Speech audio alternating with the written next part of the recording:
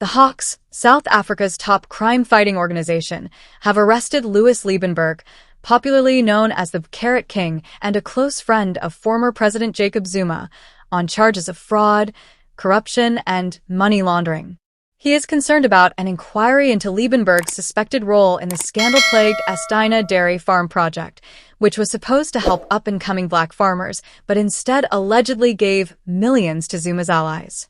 This effort came under criticism in 2018 and was linked to the Gupta family's vast influence peddling network.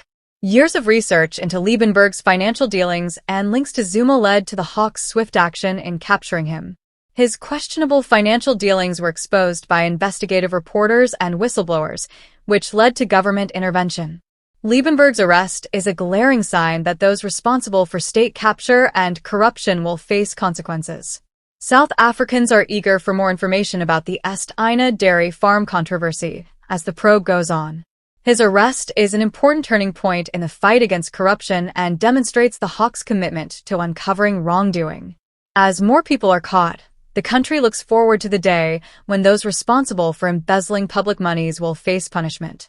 The effectiveness of South Africa's anti-corruption efforts under President Cyril Ramaphosa is shown in Liebenberg's imprisonment, which shows that the battle against state capture and corruption has advanced. The nation's law enforcement authorities have been actively pursuing the continuing effort, and Liebenberg's arrest marks a critical turning point. To guarantee responsibility for corrupt acts and the administration of justice, the South African people will keep a careful eye on the court case against him.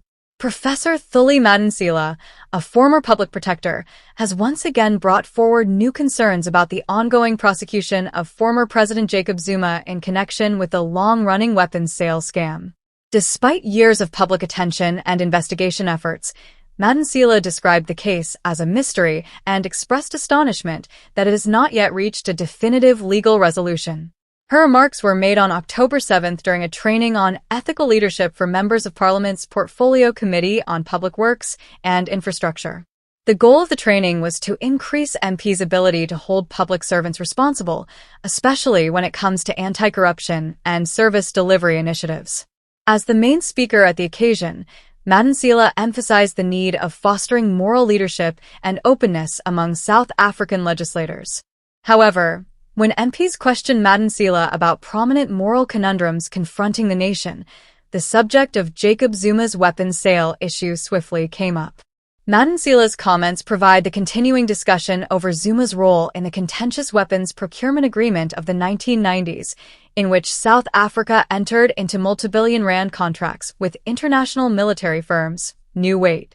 Zuma's prosecution has been beset by protracted delays, despite numerous efforts to put him on trial for alleged corruption and bribery connected to the agreement. Madonsela told MPs, "It is a mystery to me why this case has dragged on for so long without a definitive resolution," highlighting the need for the legal system to function more effectively and transparently. Vivian Reddy of the MK Party, a committee member, also asked Madonsela about her thoughts on President Cyril Ramaphosa's previous business dealings during the workshop.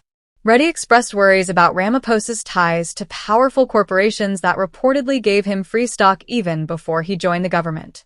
The inquiry brought to light a developing opinion among some members of parliament about the moral ambiguities surrounding Ramaphosa's commercial activities and possible conflicts of interest in his political career.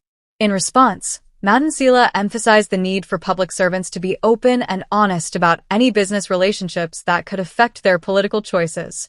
Noting that integrity must be a top concern for leaders regardless of their business or political connections, she emphasized the significance of ethical leadership at all levels of government. Leaders should be open about their financial interests and disclose any arrangements that could affect public trust, Madonsela said, arguing that in order to fight corruption and safeguard the public interest, accountability requirements should be raised.